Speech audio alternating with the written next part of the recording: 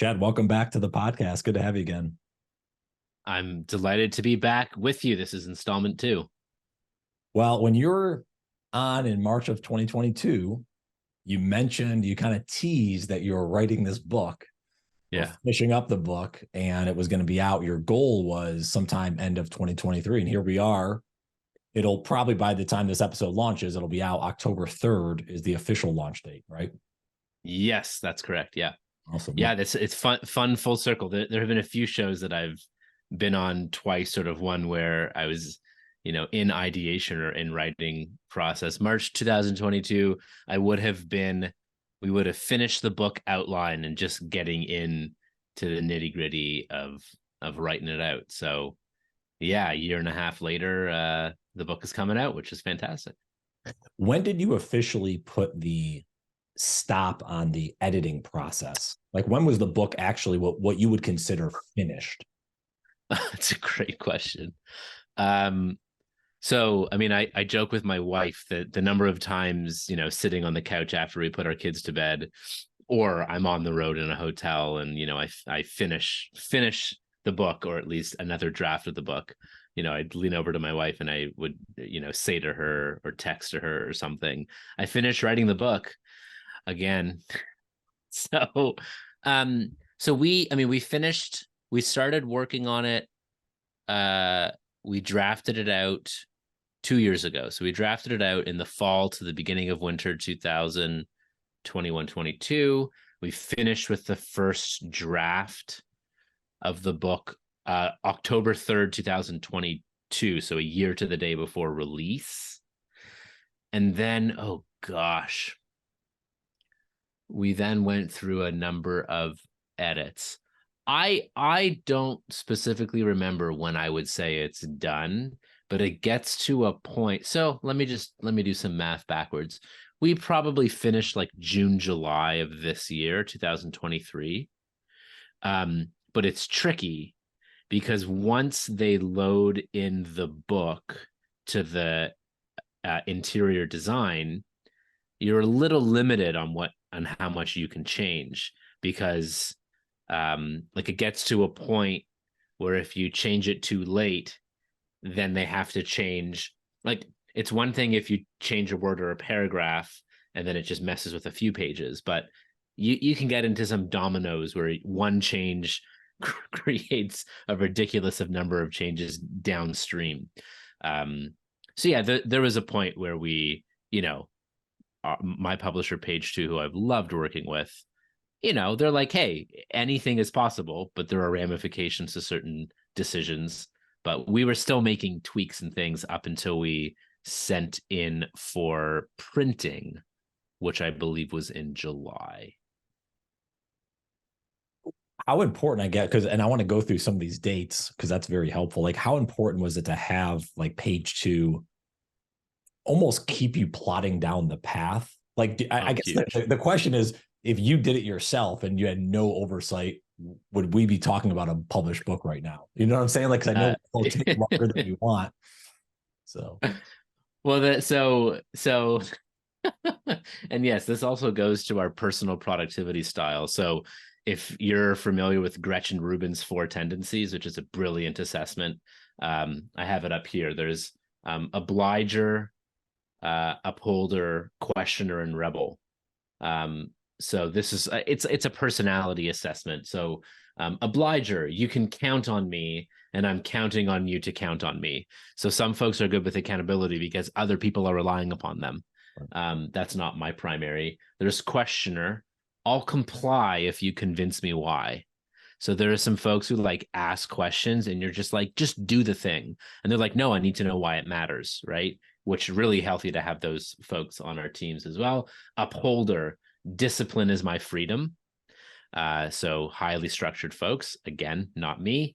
I had people on the team who that's their strength. Project managers is one role that is good to be an upholder. And then there's rebel, which is me. You can't make me and neither can I. So that's my primary tendency. So when I said to my wife, I was on, back on said familiar couch after we put our kids to bed, this would have been, I think, July 2021. I was just about to exit my role on Simon Sinek's team, and I said to my wife, I think I'm going to write a book. I had said yes to a number of events, like of my own and with my own content or intellectual property, whatever that means. But I said yes to those events, like not really knowing what my intellectual property was, but either relying that I would have some, or I'd give a call to a good friend who did have some intellectual property and we'd do it together, or I got their permission to do theirs or whatever it might be.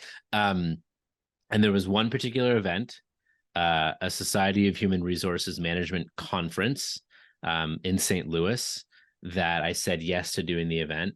I said yes in the spring of 2021, and then in the fall or in the summer of 2021, around that time, July, I got the email from them being like, "We're so excited that you're our keynote speaker. Please send in your talk title and description." And I went, "Oh," and it was that like pressure cooker of, you got to come up with something. And I was already sort of ruminating. At first, I started calling the body of work "Listen Down," as in like great leaders listen down within their organizations, which I do believe, but the ring of the term was a bit pedantic and authoritative and top down, which wasn't what I was trying to get across. I then later spoke with an individual named Sue Barlow, who helped Jim Collins with Good to Great. And she said, "Why don't you call it Speak Up Culture?" And I'm like, "Sounds great. That's way better. Thanks, Sue Barlow." So it was a little, microcosm of a Speak Up Culture conversation that led to a way better title, in my humble opinion. But yeah, so this is a very long answer to your very short, good question, Brian. But the shortest answer is, I knew that if I either self-published or worked on this more on my own and without a team, it wouldn't happen. A blank page intimidates me. B, I'm really good at procrastinating, and then I'll sort of have a beautiful mind moment where it all becomes clear really quickly. And then if I don't capture it, I can lose it. And so working with a team of folks, both a developmental editor from Page Two, I worked with a great writing partner on the Arcbound team, Brian Wish's team, named Ariel, who is fantastic, Ariel Hubbard, and she was a great accountability thinking partner, writing partner. And then, yeah, once we had the first draft, I really immersed myself in it deeply, and deadlines are a friend. Because with a book, especially with a book like, I mean, you know this from writing the book that you have with the children's book, like there comes to a point where you're like, well, it's done, and a book is permanent, but it captures a moment in time, and I'm glad that I got help with the first draft, because I could actually be more objective with like, let's cut this chapter. And I'm like, yeah, it's not doing anything. I've heard horror stories of authors being like, so precious, like, no, we can't cut that story. But I'm like, well, does it serve the thesis? Like, and if we don't use it here, we use it for an article or a blog post or another book or on stage, or never, And then the other thing that whispered in my ear was Adam Grant's quote from his book, Think Again, which is, you don't have to agree with everything that I say. I don't even agree with everything that I say. Like, how many times do we look back on an article or a journal entry or something that we wrote, a social media post from years ago, and you're like, what was I thinking? Right. And that's normal. So all of that helped me move through. If that mess makes sense. It makes it. No, that's helpful. We'll dig into a few of those areas. Might get back to procrastinating, because that might be something interesting. Yeah, maybe we'll think about it. We'll think about it. We'll think about it. Yeah. When you put the outline together, and this is something, because I've thought about this, I've had folks on that we've talked about this. Like, are you structuring, like, when I think of outline, it's literally like, here's a topic, and then there's some bullet points. Is that how you did your outline, or was there anything unique or different of like how you structure to make it easier to write? Yeah, so we did a few things. One, and I went through the process with my team at Page Two, and they have like a 10-week developmental editing process to go from, I literally showed up to the party with 29 pages of somewhat coherent, mildly organized pages of notes, and we then culled that into an outline. At the time, I think it was 13 chapters, and it has gone down to a preface and 11 chapters. We cut an entire chapter that just wasn't doing anything. And so what we did is we had like book description, we had like thesis and objective, and like, why does this book exist? We had, who is this book for? So we identified a specific audience, and all of my work is psychographic rather than demographic. So we wrote for leaders predominantly by behavior, not by title, who are either senior leaders who want to put purpose and people first and are already on the journey to it, middle managers who want to lead better, or what I call lowercase L leaders. They don't yet have the title, but they have the behavior. They're already practicing the work of leadership. So we had that.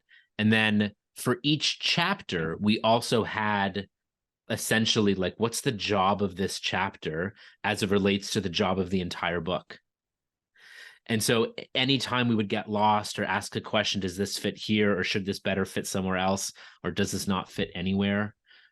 Having, who's it for, what's it for, which is Seth Godin language, as well as sort of sub theses or sub purposes for each of the chapters and sometimes sections, that really helped us track. And I mean, the finished product in the book that I say we've written, it's my name on the cover, but it was a team effort. In the end, the feedback that I've been getting about the book is it's readable and there's an arc. And this book is meant to be read from beginning to end. There are other books that are meant to, choose your own adventure or pick it up wherever, but this one there's an arc. And I think that early outline really, really helped us. And when you started writing with the outline, or after you had the outline, did you write like chapter 1, chapter 2, chapter 3, or did you kind of skip around and kind of, you know what I'm saying? Like how, yeah. What I'm trying to get into maybe more deeply is, what was your writing process? Yes. Getting the book completed. Yeah. We're getting really nitty gritty, which is fun. So a few things. One is a learning that I would have changed. And I'm already working on my next book, which I'm happy to talk about that process. And it's a very different book. So, and like some of the learnings and things I think I'm going to try out. So a couple things. One, because I was writing with a writing partner for the first draft, the first draft was all in Google Sheets, and we went in order, which I'm pleased that we went in order. And then we also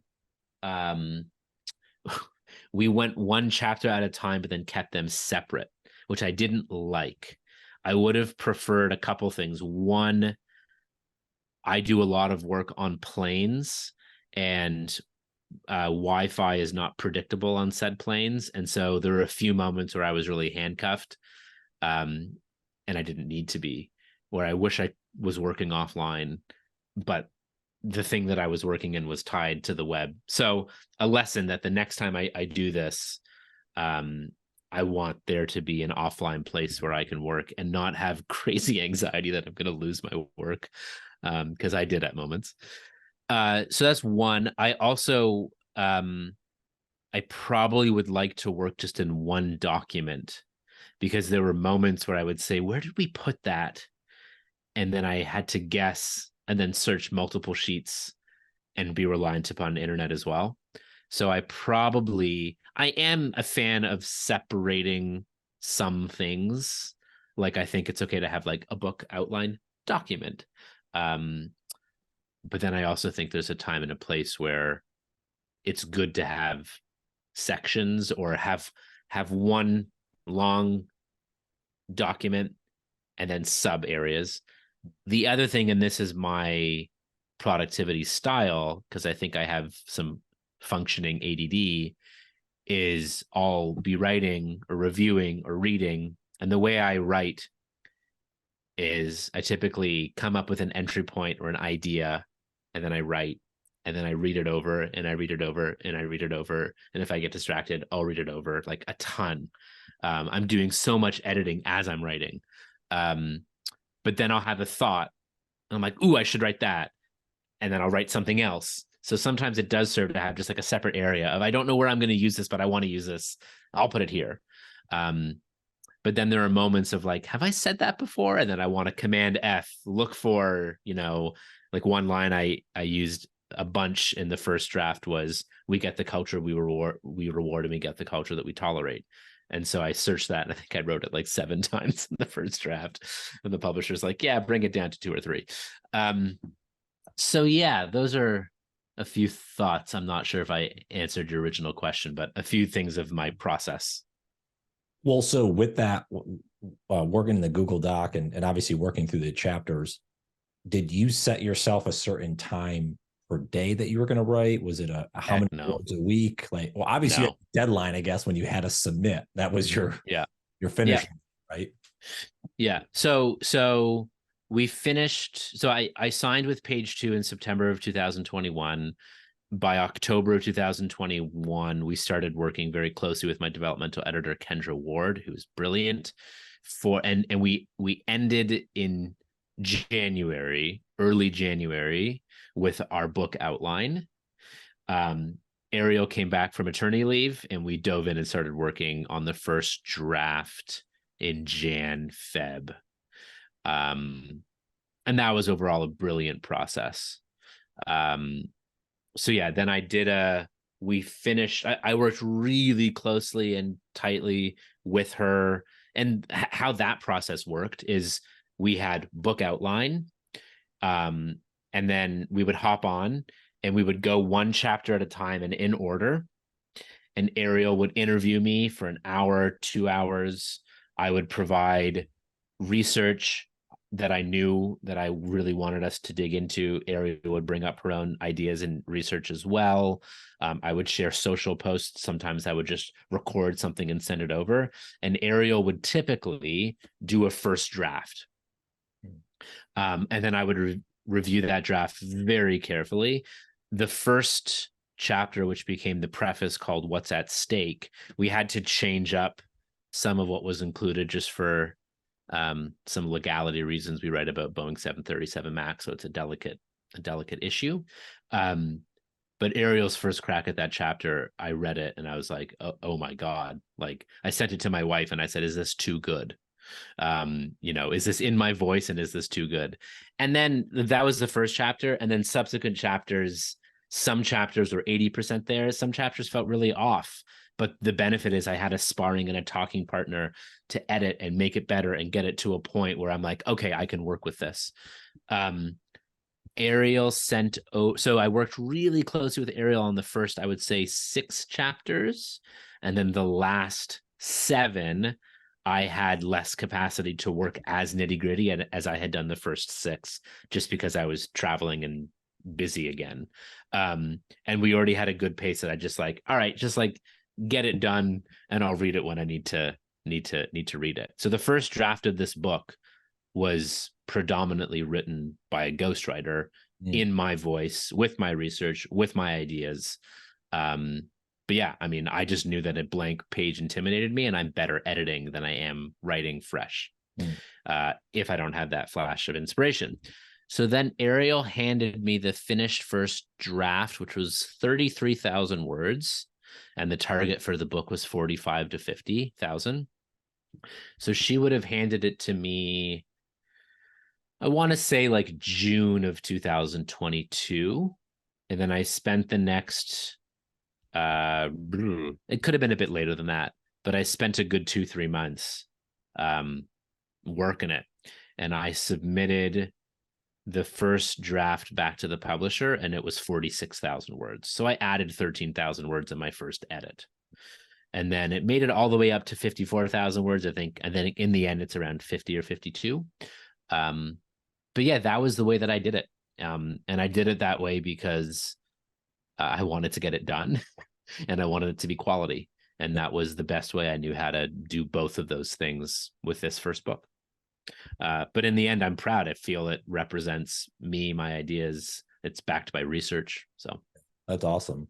What when you were talking about that midsummer 2022 and kind of traveling a lot and then also having to add the words, was there anything specific that you did to actually carve out the time? I think it's Stephen Pressfield who always says like writing's not the hardest part, it's sitting down to write.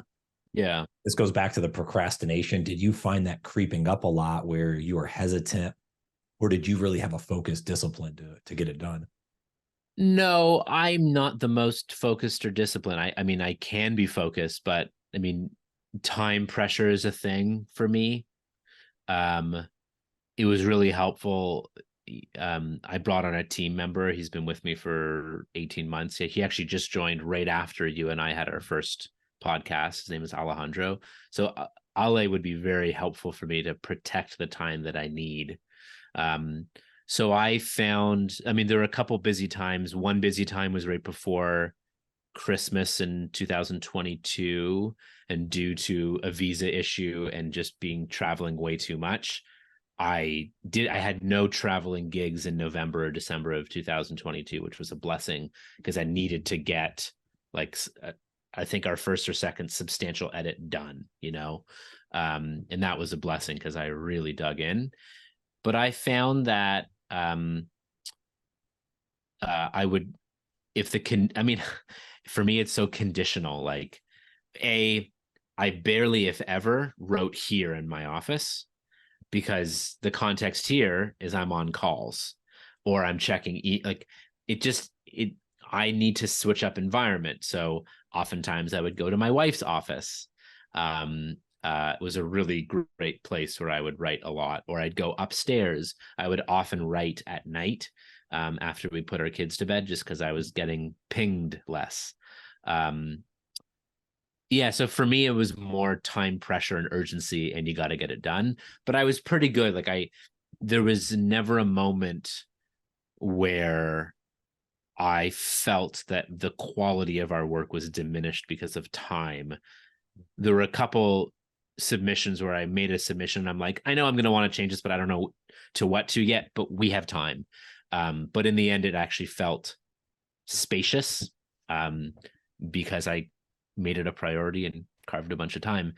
But I'm not a wake up at 6 and write for 90 minutes and you will write 2,500 words every day because that's what you do when you're a writer. And I'm like, nope, like that's not my jam. Well, are you, because you now you tease that you're writing a new book as we doing this. So you mentioned obviously like working offline, working in one document.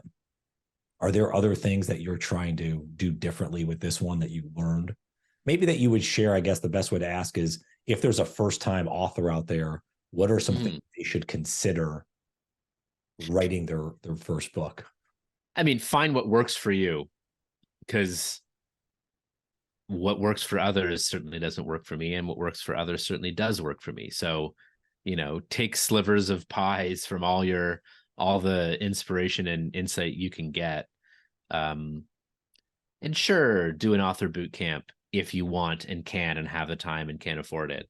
But yeah, I mean, I think the biggest thing is you got to find your way.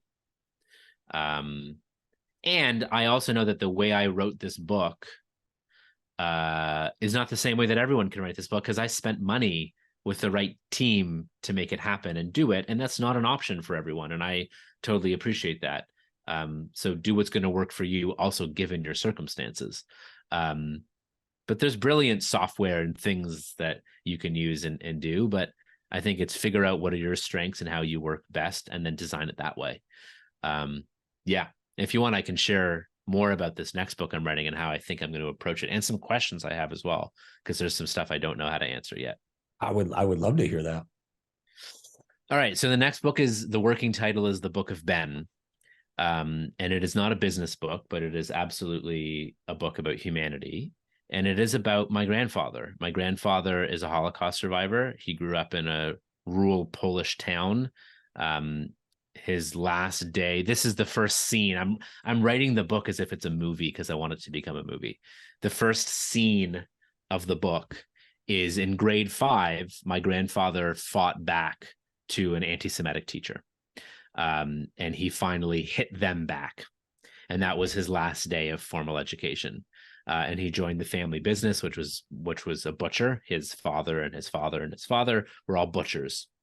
And so when he got kicked out of school that day, or ran away and knew that he wasn't welcome back, instead of going home, because if he went home, he'd get chewed out by his parents, he went to a farmer he knew, bought some chickens, went to the market and sold them for a profit, and then came home that day at his normal time and said, "Mom, Dad, I have good news and I have bad news. The good news is here's some money. The bad news is I got kicked out of school." And so that's like the opening. And then I'm writing this book. He ended up having so he's a Holocaust survivor and just a survivor through and through, like a fighter, which I'll explain why in that context. But his story of survival is very different than many others. There's unfortunately the traditional sort of ghettos and concentration camps and working camps. There's well-known stories of folks like Oskar Schindler and others who hid and ushered many Jews in hiding. There are stories of Jews and refugees hiding in the woods and forests and even fighting. Like, there are all these amazing, well-known stories. And then there are a few stories, and there are so many of them, of off the beaten path stories you'd never hear, which is that of my grandfather. So he was drafted to the Polish army in 1937. His parents' main concern at the time was that he wasn't going to eat kosher. They had no idea what was coming. In 1939, Germany invades. It was like 6 days that they took over an entire country. He was in a prisoner of war camp outside of Berlin for 2 years, hiding his Jewish identity. He was well-liked and gregarious, and some amazing stories of how he made it through 2 years surviving in a prisoner of war camp. One funny story is, in the middle of the night, he would often complain of tooth pain. And every once in a while, a friendly guard would throw down a cigarette to help him soothe the pain in his tooth. I don't think that's a good remedy, but whatever, it worked. And he wouldn't smoke the cigarette. He would keep it and trade it for extra rations the next day. Like, that's the type of street smart guy this guy was. He was approached by a more senior ranking officer to escape that prison. They did. He walked home at night for 8 weeks straight, went back to his hometown, married his childhood sweetheart, my grandmother Eva. And then that was 1941. His town was then being sent to a ghetto, and he went, nah. And him and 7 others, which became 5 by the end of the war, went into hiding. He had to give away his firstborn because he can't hide in barns and cornfields with a newborn child. He ends up being on a ship called the Exodus 1947, which is the ship that happened to be the one that pushed public opinion for there to be a Jewish state of Israel voted in. He fought in the War of Independence in Israel, moves to Toronto with my dad, at the time was 3 years old, and my uncle in 1953. His sister gets run over by a streetcar in Toronto downtown as she's pushing her 2 young daughters, pushes the daughters out of the way and dies, his sister Malka. And he essentially takes on 2 more children, and he and others adopt and raise these 2 kids as well. In the 1970s, he beats pancreatic cancer by just this much, which is when he told my mother and aunt that he had to give away his firstborn. And then my grandmother gets Alzheimer's as soon as he retires, and he fights for her life for 10 years. And then the end of the story is his last 10 years of life, he fell in love again, like a high school sweetheart. He was connected with a woman who had a very similar background as he. She was a Warsaw Ghetto and Auschwitz survivor. And she elongated his life and quality of life for at least an additional 7 to 8 years.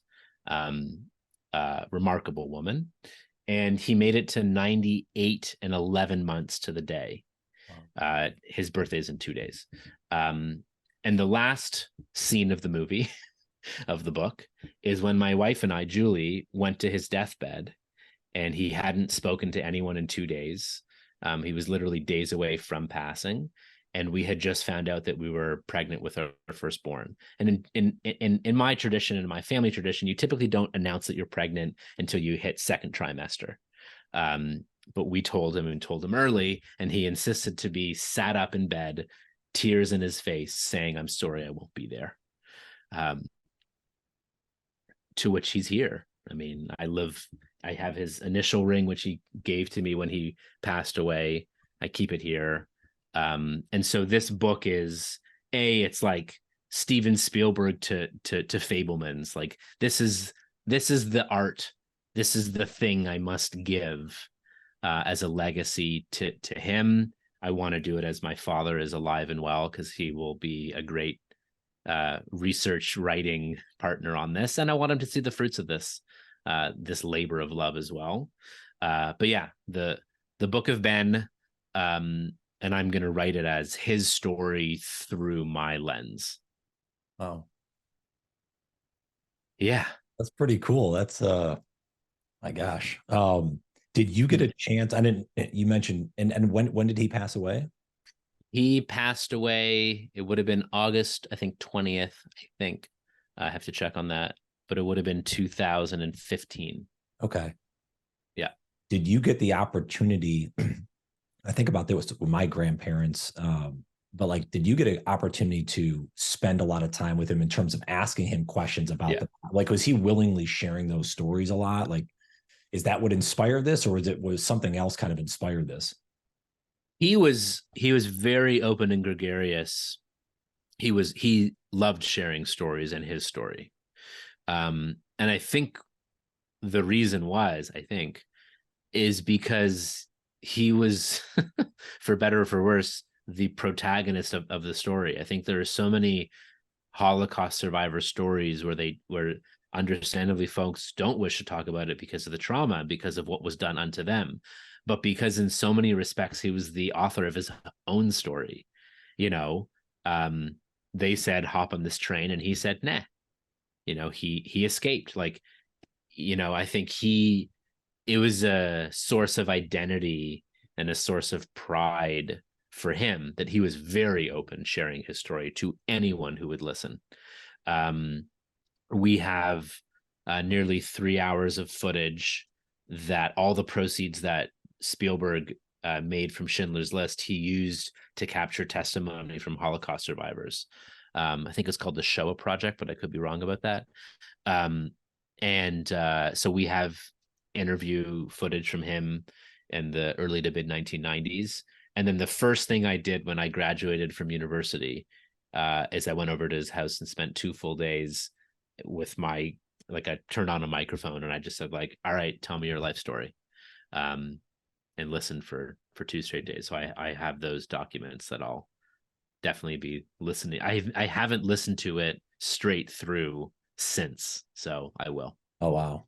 Yeah, I love that. Yeah. I encourage everyone to like do that with, especially their elders, to go and interview and have that, because it's something I kind of regret not doing with my grandparents. I didn't know anything, but my grandmother had passed away in 2019. I remember the year prior talking to her for a couple hours straight, just again asking questions like, what was her biggest regret? What were trauma stuff I never even realized? So something that's so important. And like I was actually, it's funny, we're talking now, I was just up at my great uncle, just turned 100.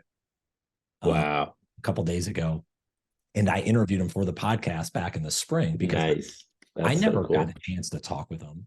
But like just having that, I'm excited to hear next time we talk, maybe how like listening back to those, like what additional things you uncovered and stuff. Like that's pretty cool stuff, you get that. That's rare that a lot of people don't have those recordings of their grandparents and those stories. They're maybe handwritten, jotted down, but their perspective, Yeah. Which you just had me think of something that I'm going to put in the document that I have here. But yeah, and not everyone is willing to talk about it. I mean, my wife's maternal grandmother had a remarkable life story, a lot of loss, a lot of pain. She's probably one of the strongest human beings I know, based on just what she's overcome. Separated from her parents at the age of 14, moved from Germany to the UK, lost her husband unexpectedly at an early age, had to learn how to become financially literate, like independent, strong, amazing. And it's just not her personality to gloat or to talk about it or to have attention on her. And so with her, it was just these moments of when she was willing, because she would often shoo it off or it'd be too painful or so yeah. So I think it's a when you do have those moments and there's just a willingness and an openness, just soak it in. And yeah, ask some questions and see what they're willing to share. But I mean, it's there's so much to learn from an older generation. And I think it can also just be just such a great way to honor their legacy and the impact that they've had on us, to give them the, as we age, I think we can lose some of our dignity physically and mentally. And so to provide and to show the value and worth that they've had in our lives, I think is a great gift. Gosh, yeah. Yeah, and a great honor. When you say that, like I remember my great uncle Joe was saying when we were up there, and I think he's been in a tough spot because his wife passed away a couple of years ago. But like he mentioned, he was like, "Yeah, I'm not."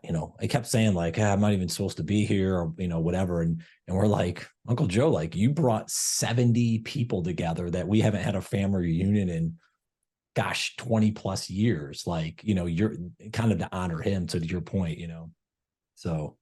Yeah, that's an awesome thing you're doing. Have you had this idea for a long time to write this, or this just pop up recently? Yeah, I've had it. I've had the idea.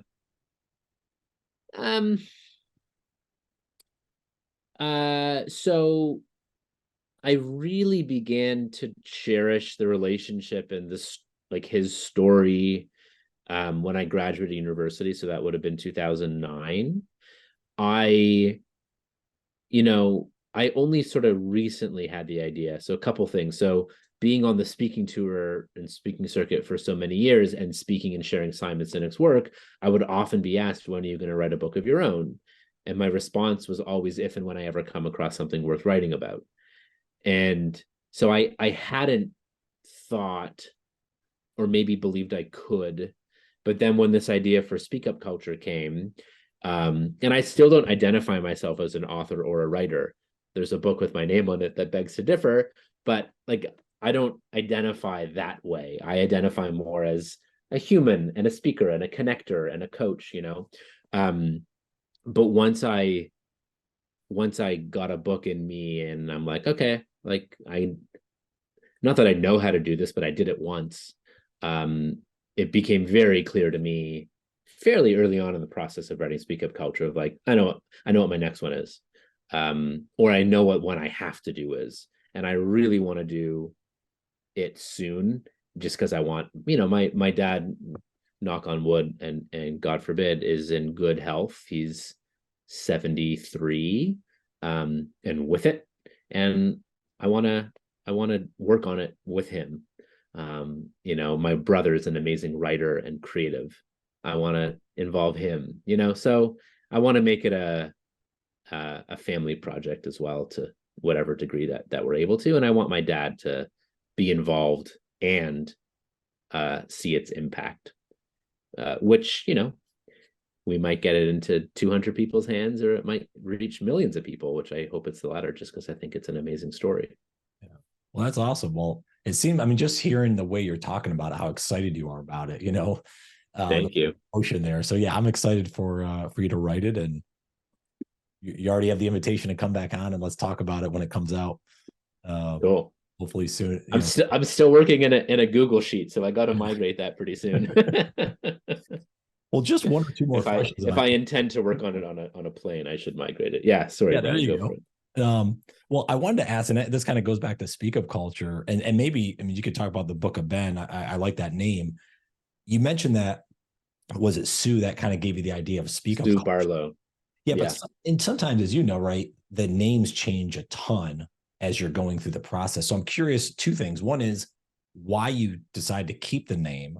But secondly, I really want to talk about the subtitle, because and this word truly, because you could have said when leaders listen, people step up, but it's when leaders truly listen, people step up. I'm assuming that's intentional of why that was. It is. Yeah, yeah, Sue Barlow gave me the feedback. I think I had speak up culture or speak up in the subtitle. And Sue said a couple things. I mean, one, she gave the feedback that listen down or leaders listen down or whatever I was going to call it felt a bit top down and authoritative and pedantic and talking down to, which was not the intention. I did it from this notion of like, we all say listen up, but I'm like, no, listen down. Um, Also, down is a negative term passively. And so she said, speak up. Like it's better to have uplifting words in a title, which I liked. You are very right that I intentionally used the word truly. My developmental editor, Kendra, was like, that's a superfluous word, like take it out. And I'm like, no, it has to be in there. And the reason it has to be in there is because I highlight really prominently in my book the work of my friend Rich Deviney, who's a retired US Navy SEAL, wrote the book The Attributes. And his thesis is he differentiates between a skill and an attribute. So often we only look at skills because they're easy to test, measure, and assess. Skills are things that we learn: writing, talking, typing, riding a bike, right? But when you learn how to ride a bike, when you learn a skill and it doesn't go well, you fall off and you scrape your knee, all of a sudden your attributes are showing, which is perseverance, adaptability, resilience, empathy, right? And these are things that we can develop, but I can't send you, Brian, to a 2-hour class on resiliency and poof, you're more resilient. No, you have to be self-aware, be motivated, and then deliberately put yourself in some stressful and uncertain scenarios where your resiliency muscle is tested and can grow. And so I felt so passionate about including the word truly because listening is actually a skill. You can learn to become a better listener, but listening without compassion or empathy can quickly turn into manipulation. And so I emphatically argued for, and with very little pushback, once I explained it, they went, yep, sounds good.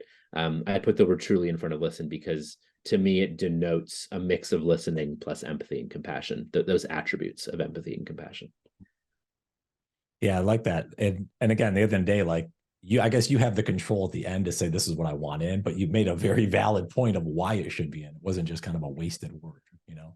Which, by the way, I had the luxury of doing that because of the publishing path that I picked. And I get this question a lot. So for all of you who have written to me and said, who should I publish with? And should I go traditional or self or hybrid? Here's my answer.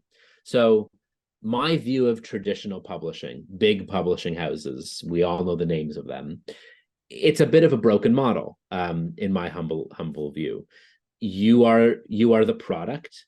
They buy something from you, but they buy it for their catalog and they have ultimate creative discretion and control, not you.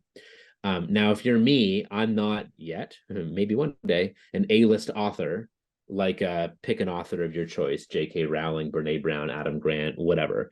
Those are folks that get the A-team and get a bit more creative license and control because of who they are. But I've heard nightmare stories of first-time authors not writing the book that they want, writing the book that their publisher bought.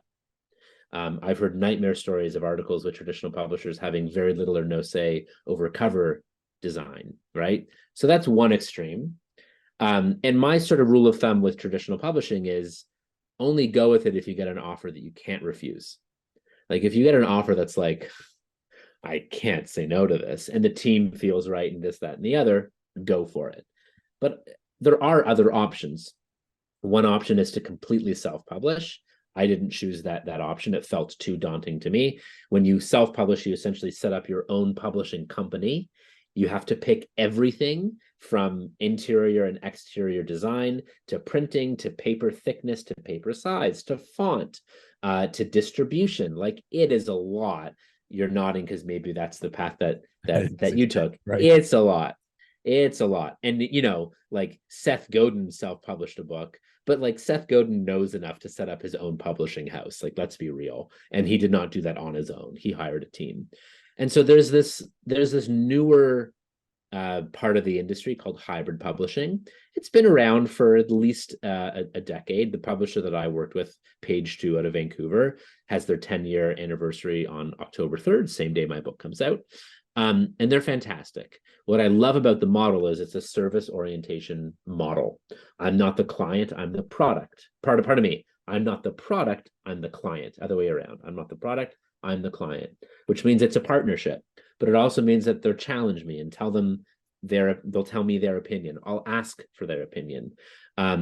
It's not cheap. I had to pay. You need to have money in order to do this and pull it off. And fortunately, I had some money in the bank from the business that I was doing, speaking and facilitating for the years previous. So I could do it, and I chose to do it.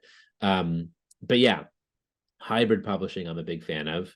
Not every publishing house is created equal, or not every hybrid publishing house is created equal. So there are a few that are really strong out there, and there's a bunch that aren't, and have even gone under recently. So yeah, I chose hybrid publishing, and I'm very pleased with the choice that I made, from a model perspective as well, particularly the partner that I picked in page 2. Well, when we were talking just prior to recording, we talked about kind of the ordering more books, and there's been kind of a good demand early.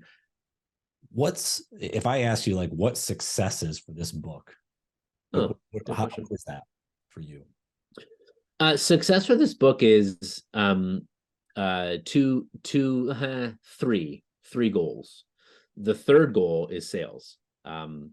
If it becomes a bestseller, beautiful. If it became a bestseller, it should have become a bestseller for the right reasons, not because I paid for it. And there are plenty of authors who pay to get bestseller status. Good for you, whatever. I'm not going to play that game. I don't have that much money, and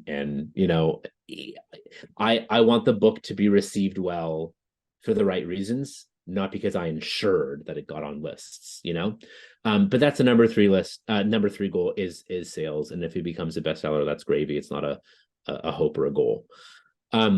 The second goal is a long tail business. I've written something that I think can change organizational culture and human society for the better. And so I've written something that I hope will be in the zeitgeist and will be around for years, I hope, even to the point that maybe we'll do a second or other editions with updated stories or whatever it might be, cases. And the number 1 goal is just brand, is to establish my own sort of personal brand. Again, working with Simon Sinek and being so close with him and on his team for many years, and stepping away from that role, it was important for me to set up my own brand with my work and the work that I do. And it's been fun doing that work and seeing some of the momentum with it already. No, I like those goals. And by the way, did I see, which I love, if I saw this right, you actually are doing the audiobook. It's your voice. Is that right? Yeah, Will Arnett and Morgan Freeman were banging down my door, but I said, guys, I think I have to do this one on my own. Yeah, I did the audiobook. It's already done. We recorded that a few months ago, so it'll be available on release date as well. And in some countries, like in some markets, like in the United Kingdom, the ebook and the audiobook are actually available on October 3rd. The physical copy of the book won't be available until November 13th, I think, in the UK and UAE and a bunch of other non-North American markets. Did you get any pushback on recording the audio yourself, or is that just part of the process? Like, because of, again, page 2 and the relationship you have there? Because I know some folks don't, and I'm like, God, I would love to hear the author's true voice in this. Yeah. So I already had experience doing one audiobook previously. I did the audiobook for Simon Sinek, Peter Docker, and David Mead's Find Your Why. Yeah. So I had already done one audiobook. And when you have a face for like this for radio, you just got to embrace it. So I mean, I think I have a decent sounding voice, so I wanted to do that book. It went well, and for me, I just knew that I wanted to do it. There are some folks who don't do it because it's a big time investment, like it's a lot. But for me, I felt passionate about it, and yeah, I mean, it took a good 15-20 hours to do it, when we did it in like 2-hour chunks, but plus redos and the amount of time it took to set up my home recording studio with all the blankets and the things, like it was a whole to do, but I felt passionate. For me, there was no option. It was going to be me, and there was no pushback on that. That's good. But yeah, but not everyone, sometimes there's multiple authors, so it's like, who should read what, or Is it one person? Sometimes folks don't want to do it. Or like for some, it's really hard work. For me, it was hard work. It is not easy, but I wanted to do it, and I think it came out pretty well. Yeah. Well, Shed, I'm excited for you to get this book launched. I appreciate you coming back on. Any final words, thoughts, insights, asks of the audience, anything you'd share? I mean, one, I hope this conversation was helpful. You and I nerded out and went down a few rabbit holes, so I hope this was a helpful conversation for you. And I mean, for me, it's just around no judgment. Like, if you want to go down this journey of creating art, creating any form of art, of which writing a book is one form, do it your way. Figure out what your way is, and yeah. I think there's finding your way and doing it is what I would say. Awesome. Well, Shed, until you're on next time when you publish the book of Ben, we'll look forward to that. And I appreciate you coming on today. Nice. There's some accountability. 3 years. We'll do this in 3 years, Okay. if not before. Thanks, Brian. Thank you.